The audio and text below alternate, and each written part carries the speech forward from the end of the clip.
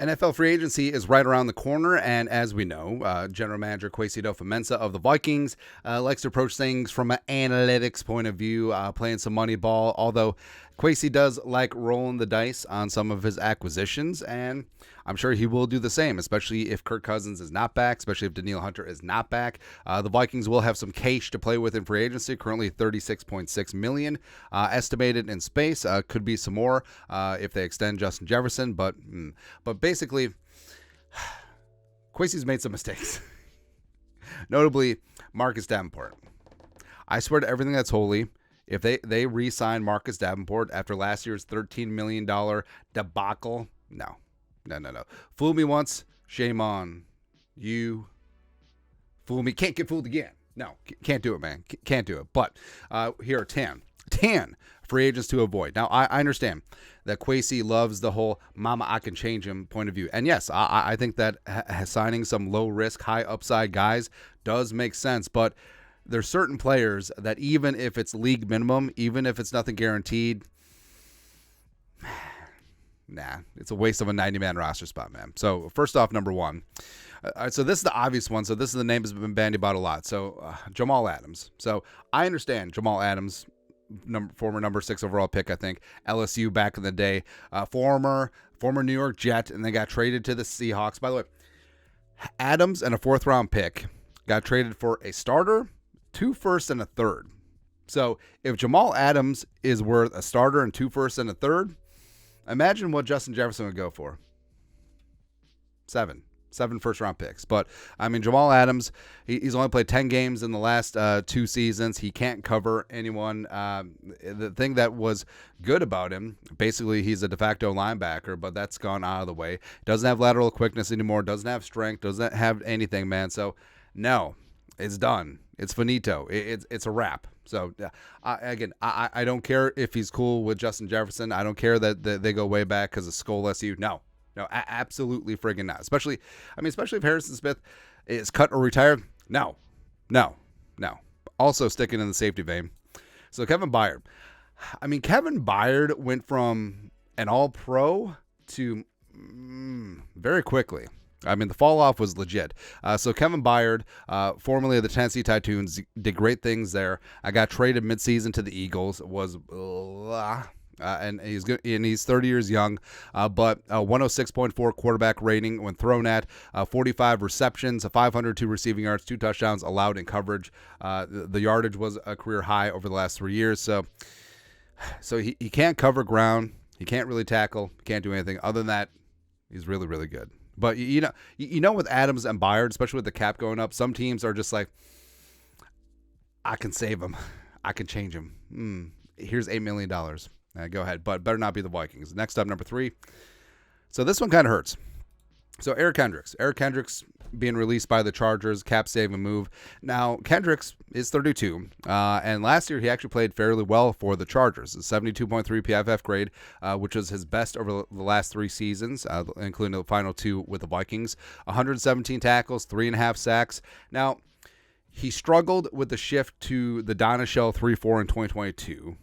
I think that might be more about Donashell. But also, he did okay, pretty good in the Chargers 3-4 this year. And, was good. Was very, very solid given his age. But, Kendricks, growing family, interests off the field, loves him some cars, loves growing his YouTube channel. Ooh, he's a fellow YouTuber. And I think that this might be it, where the reason he went to the Chargers because that's home. That is home for him. So I don't see him going anywhere else absent, I don't know, the Rams.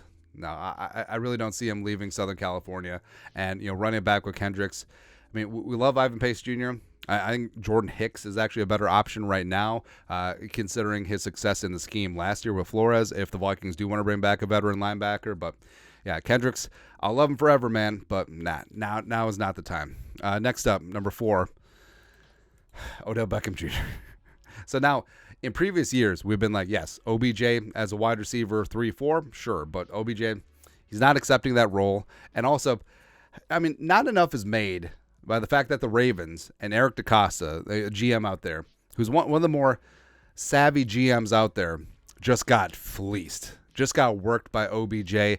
$15 million this year and for minimal production. 35 catches for 565 and 3 touchdowns on 64 targets. That's KJ Osborne numbers, right? But only 27 first downs, and in the 2 playoff games, 4 catches for 34 yards on 7 targets, which is not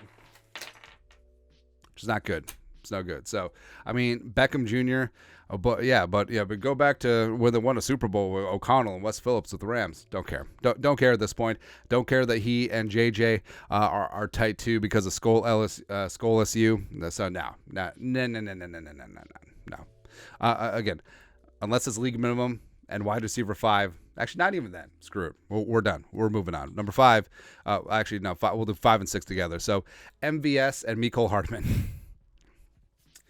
It's got to be telling when you are the top 3, top 4 wide receivers. You're in that mix for the Super Bowl champions. And Scantling caught a touchdown in the Super Bowl. Hardman caught the game-winning Super Bowl touchdown.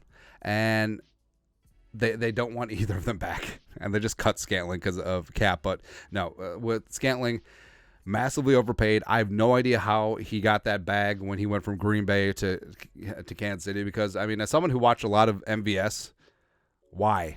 I didn't get it. But overpaid, drops all over the place.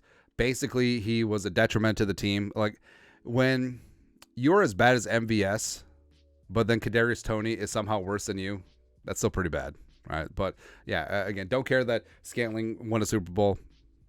Zero interest. And Hardman... So I kind of like Hardman coming out of Georgia, but he's proven that he's just inert. Like he's whatever. He's 25, but it's pointless. And also, I don't think he'd be good in the locker room because you're starting to hear some of the stories and the cracks that are coming out from the Jets locker room where, I mean, Hardman, he didn't have fun with the Jets. It's fine. But, I mean, teammates straight up accusing Hardman of leaking game plans to opponents. That's tough. That's a rough look. That's another level of it's not even disgruntled. It's just runtled. I don't get it, man. But yeah, zero interest in either of them. Number 7, sticking with the Chargers. So Austin Ekeler. Now Ekeler is a name that's been bandied about quite a bit, and this is going to be a deep ass free agent running back class. Probably one of the deepest of all time. I mean, you got Derrick Henry, you got Saquon, you got Josh Jacobs, you got Tony Pollard out there. It's crazy. But Ekeler is approaching 29, and he only had 1,064 yards from scrimmage last year. The drop-off is real. He only had 6 touchdowns, where he had 18 and 20 the last 2 years, respectively. And he's been a 2,000-yard from scrimmage guy over the previous 2 seasons, 2021, 2022. But last year, Chargers were a mess last year. I mean, Brandon Staley was a horrible head coach, offensive line-wise, and especially they're soft in the middle. But Ekeler noticeably had lost a step. Like, again, the fall off for running backs is very fast. It usually happens around late 20s, and it was just not there. And his fall off was frankly just as bad or worse than Dalvin Cook's with the Jets last year. But the burst is not there.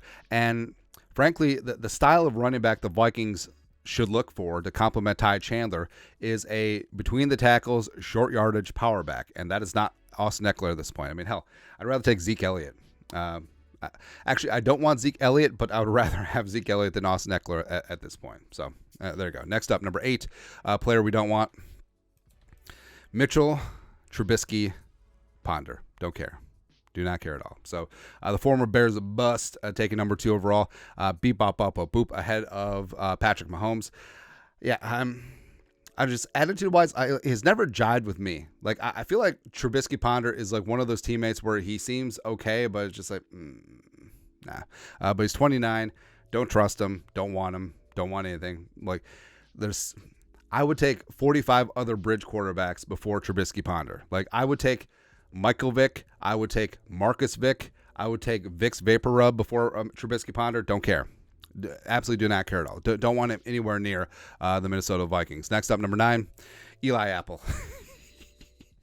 So you have to respect Eli Apple. So he plays the heel very well. Like he's fine being the villain, but he's not a good cornerback. He's seems to be disruptive in the locker room. He seems to be whatever, but a 105 quarterback rating when thrown at, 50 catches, 658 yards, 6 touchdowns allowed on 76 targets, 43.4 PFF grade, which is bottom 5 of the league, and he did all that in only 11 games. So, no, absolutely not. Plus, I think his mom is still out there, and she's tweeting away. So, no. Lastly, this one kind of hurts because I kind of see the upside, but no. So, running back J.K. Dobbins. Now, Dobbins, by all accounts, is a good dude, and I love J.K. 2K at The Ohio State University. I mean, he was a great running behind Wyatt Davis, who I still think Wyatt Davis could work out no matter what, but no. But Dobbins, I mean, he's only 25. And he's had 3 major injuries and each of the last 3 of his seasons.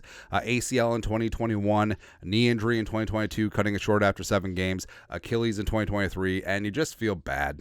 You just feel really bad for the guy because he showed a lot of promise as a rookie, but he can't stay healthy. All right, and I understand that Cam Akers is floating out there, and he's coming off a 2 torn Achilles. I get it. And if the Vikings stick with the outside zone scheme, no one does outside zone better than J.K. Dobbins. But he's only played 8 games in the last 3 seasons, and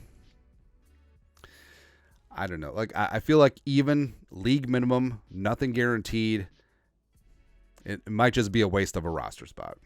And it sucks because I like the kid, and you always feel terrible when injuries derail a very promising career.